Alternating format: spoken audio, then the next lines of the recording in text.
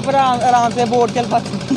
अच्छा, मतलब swimming pool आपके लिए? इसको बोलना था, यहाँ पर कोई आता ही नहीं था। आर्मी वाले भी पहले आते जाते, अब वो भी नहीं आते थे, उन्होंने भी बंद कर दिया आना था। इधर आगे गांव है, वो भी वो आगे से अले वाली साइड से होके आते थे, बहुत सारी परेशानी थी। इधर भी गांव है, इधर से भी क्यों खेतर है, फसल वगैरह खराब हो जाती थी, इतना पानी होता था। वो जो टंकी है उधर तक पानी आ जाता था, बहुत सारी परेशानी थी। यह पुली भी ये भी टूट गई चुकी थी, ऐसे ही पुली थी। लोग कहते हैं कि साफ है, टूट चुकी थी, ऐसे ही करते हैं। प्लेन बस जाया जाता था, इधर भी ऐसे डर लगता था, आते भी जंगल जहर था। आपने 75 साल 70 साल बहुत सुना होगा कि 70 साल में कितना डेवलपमेंट हुआ, 75 साल में कितना डेवलपमेंट हुआ। इस समय मैं एक ऐसे इलाके में हूँ जो ज़ीरो लाइन है, क्योंकि मैं अरनिया में हूँ और बिल्कुल यहाँ से कुछ ज़्यादा दूर पे पाकिस्तान का बॉर्डर नहीं होगा। पर अब यहाँ पर सवाल क्या है, ये एक रोड है जो एक गांव को कनेक्ट करती है। वो गांव में लगभग 100 घर हैं और उस गांव का नाम माशरे का कोठा, कुछ इस तरह से नाम है उस गांव का। शायद कॉन्स्टिट्यूशनली ये वर्ड्स गलत हो सकते हैं, पर यहाँ पर इस गांव का नाम ही यही है, तो इसको इसी नाम से पुकारा जाता है। पर यहाँ पर सवाल ये नहीं है, यहाँ पर अब आर्मी सामने आई है लोगों की मदद करने के लिए। उनको पानी चाहिए था, उस चीज़ में आर्मी सामने आई है। अब लोगों के काम यहाँ पर होने लगे हैं। अदरवाइज लोग यहाँ पर इतने परेशान थे कि शायद ही यहाँ पर कभी रोड बनी हो, शायद ही कभी यहाँ से लोग आराम से गुजरते हो। अदरवाइज बारिशों के मौसम में लोगों का क्या ही हाल होता होगा, आपको वो भी सुनवाएंगे ज़रूर एक बच्चे से। पर यहाँ पर सबसे बड़ी सवाल ये है कि 75-70 सालों के चक्कर में आम जनता कितनी परेशान होती है, और सबसे बड़ी बात यह है कि गांव की जनता कितनी परेशान होती है। अब आप ये समझिए, यहाँ से लगभग 50 मीटर की दूरी पर बंकर्स अवेलेबल है।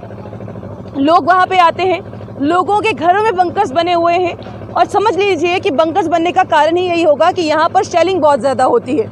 जब शेलिंग होगी, किसी मवेशी को लगेगी या किसी आम जनता को, तो सोचिए एम्बुलेंस कितनी जल्दी यहाँ पर पहुँच सकती है, क्योंकि रोड की इतनी खस्ता हालत है कि यहाँ पर आराम से किसी, अगर मैं कहूँ कि एम्बुलेंस यहाँ पे पहुँच सके, कोई गाड़ी यहाँ पे पहुँच सके, तो शायद नहीं होगी। हाँ, कोई गाड़ी डांस करती हुई या एम्बुलेंस डांस करती हुई यहाँ पर पहुँचे, ऐसा ज़रूर हो सकता है। आम जनता को यहाँ पे परेशानी ये होती थी कि आधे आधे वो पानी में शायद बिल्कुल बह जाते। कई लोगों ने तो ये भी कहा है कि वो टैंकी जहाँ पर आपको नज़र आ रही है, वहाँ तक भी पानी जो है वो भरा हुआ नज़र आता था। ये पुली पहले एक बार बनी है, बट वो पुली इस तरह से बनी थी कि आम जनता का निकलना थोड़ा सा दुर्भर मुश्किल, अगर कहा तो गलत नहीं होगा। अब मैं उस बच्चे के पास आपको लिए चलती हूँ जिस बच्चे ने हमें बताने की कोशिश की है।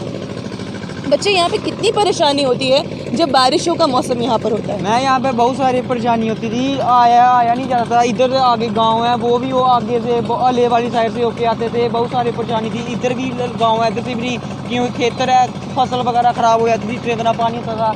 वो जो टंकी है उधर तक पानी आ जाता था, बहुत सारी परेशानी थी। यह पुली भी ये भी टूट गई चुकी थी, ऐसे ही पुली थी। लोग कहते हैं कि साफ है, टूट चुकी थी, ऐसे ही करते हैं। प्लेन बस जाया जाता था, इधर भी ऐसे डर लगता था, आते भी जंगल जहर था। तो ये लोगों कभी बोलते नहीं थे कि भैया हमें आना जाना हम कैसे करेंगे? इसको बोलना था, यहाँ पर कोई आता ही नहीं था। आर्मी वाले भी पहले आते जाते, अब वो भी नहीं आते थे, उन्होंने भी बंद कर दिया आना। अब आए थे थोड़े दिन पहले, फिर से चले कि एक आधा ही आता है, कोई भी आता है। तो ऐसे ही परेशानी बहुत सारी थी लोगों के लिए। हाँ, कितना परेशान, मतलब कितना पानी हो जाता था अप्रॉक्स जब यहाँ पे बारिशों का मौसम होता था? क्योंकि बारिशों के मौसम में परेशानियाँ ज़्यादा बढ़ती होंगी। पानी इतना था कि यहाँ पर आराम से बोट चल पाती। अच्छा, मतलब स्विमिंग पूल आपके लिए? हाँ, ऐसा था, हो गया था।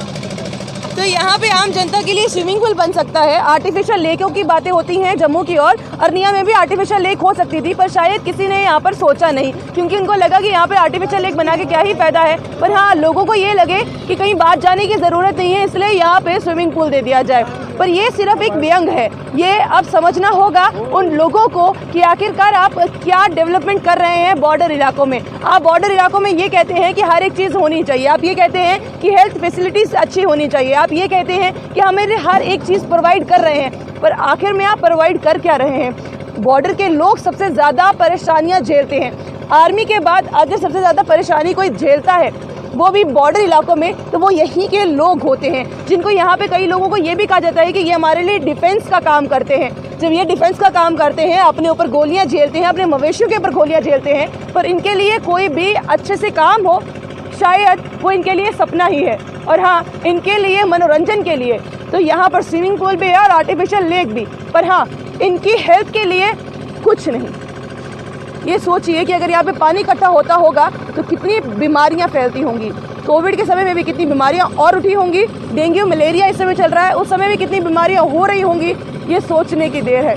अब आर्मी का कहीं ना कहीं शुक्रिया अदा ज़रूर करना होगा और हम हर वक्त यही कहेंगे कि आर्मी का शुक्रिया ही शुक्रिया है कि अगर आर्मी सामने नहीं आती तो ये इरिगेशन डिपार्टमेंट शायद यहाँ पे सोया ही रहता और कभी नहीं सोचता और ना ही कभी ये सोच पाता कि यहाँ पर किसी लोगों को रोड की ज़रूरत भी है। आज यहाँ पर आकर ग्राउंड ज़ीरो पर बताने का मकसद सिर्फ ये था कि वादे बड़े बड़े, दावे बड़े बड़े, बड़ी बड़ी भाषण भी मिल जाएंगे, पर आम जनता के लिए काम ठन ठन गोपाल।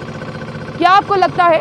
कमेंट बॉक्स में कमेंट करना ज़रूर मत भूलिएगा और ज़रूर बताइएगा कि आपकी क्या राय है। बने रहिए जम्मू परिवर्तन के साथ। मुझे और रोहित जी को दीजिए इजाज़त। नमस्कार।